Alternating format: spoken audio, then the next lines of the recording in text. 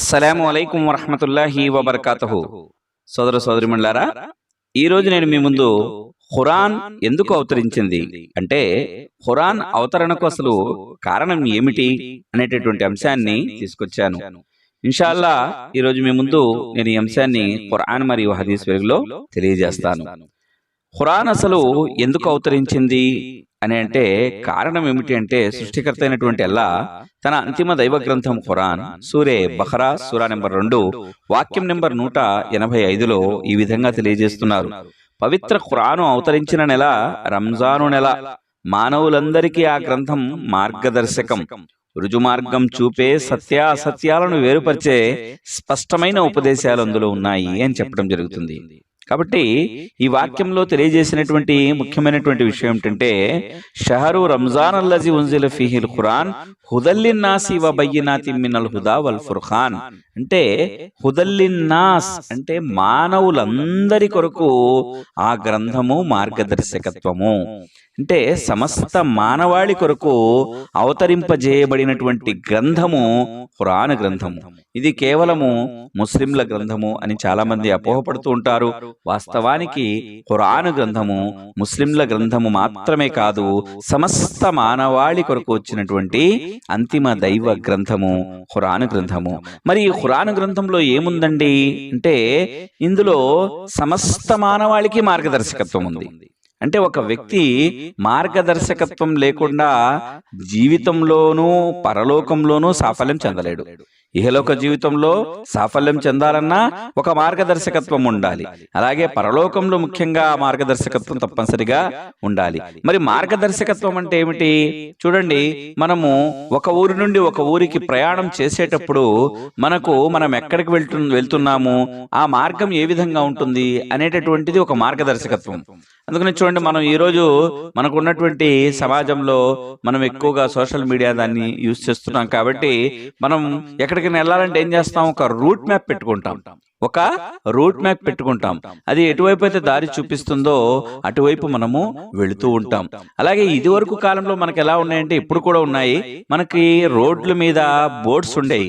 మీరు ఫలానా ఊరు వచ్చారు, ఫలానా ఊరు ఇన్ని కిలోమీటర్లు ఉన్నాయి, మీరు ఇప్పుడు ఈ ఊర్లో నుండి ప్రవేశిస్తున్నారు, తర్వాత కొన్ని మీటర్ల తర్వాత మళ్ళీ మీకు ఇంకొక ఊరు తగులుతుంది. ఇలా మార్గ మధ్యలో ఆ దారి గుండా మనం పోతూ ఉండగా చూస్తుంటాం. మరి ఆ దారి మంచి దారా కాదా అనేది మనం ప్రయాణం చేస్తున్నప్పుడు మనకు అర్థమవుతుంది. కాబట్టి ఇక్కడ సృష్టికర్త అయినటువంటి అల్లాహ్ తెలియజేసినటువంటి విషయం ఏంటంటే ఇది సమస్త మానవాళికి మార్గదర్శకత్వం చూపించేది. ఎలాంటి మార్గము అంటే రుజుమార్గము చూపిస్తుంది. ఈ గ్రంథము రుజుమార్గం చూపించేటటువంటి గ్రంథము అని చెప్పడం జరుగుతుంది. రుజుమార్గము అంటే తిన్నటి మార్గము, అంటే ఏ వక్రత లేనటువంటి మార్గము, అలాంటి మార్గాన్ని ఇది మార్గదర్శకత్వం చేస్తుంది. మరి రుజుమార్గం చూపించేటటువంటి సత్య అసత్యాలను వేరుపరిచేటటువంటి స్పష్టమైనటువంటి ఉపదేశాలు ఇందులో ఉన్నాయి. కాబట్టి అల్లాహ్ సుబ్హానహు తఆలా ఇది మానవాళి అందరి కొరకు అవతరింపజేయటం జరిగింది ఈ గ్రంథాన్ని. ఎలాంటి మార్గం చూపించేటటువంటి మార్గము నిజమైనటువంటి మార్గం చూపించాలి. దేవుడు ఎవరు, సృష్టికర్త ఎవరు, సృష్టికర్త యొక్క గుణగణాలు ఏమిటి, ఏ విధంగా నువ్వు జీవితం గడపాలి.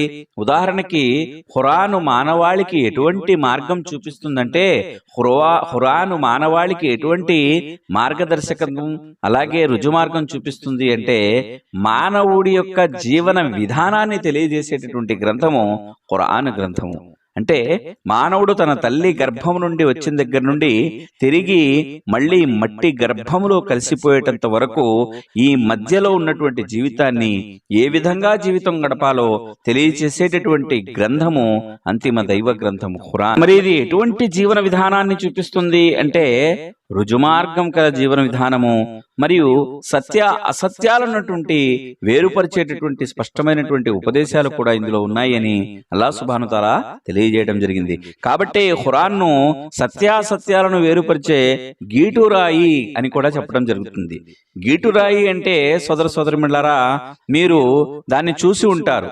ఎక్కడంటే మీరు బంగారపు షాపుకు వెళ్ళినప్పుడు మీరేదైనా బంగారపు వస్తువుని అమ్మేసి కొత్త వస్తువు చేయించుకోవాలన్నా, లేదంటే మీ యొక్క బంగారాన్ని మీరు అమ్మేయాలన్నా మీరు బంగారపు షాప్ దగ్గరికి వెళ్తే గనక వాళ్ళు ఏం చేస్తారంటే, బంగారపు షాపు వాళ్ళు మీరు తెచ్చింది అస్సలు బంగారమా నకిలీ బంగారమా అని చెప్పి పరిశీలించి చూడడానికి వారి దగ్గర ఒక రాయి ఉంటుంది.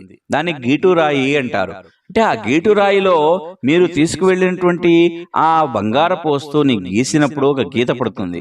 ఆ గీత పడితే అది బంగారము, ఒరిజినల్ బంగారము, లేదంటే అది నకిలీ బంగారం అని వారు నిర్ధారించుకుంటారు.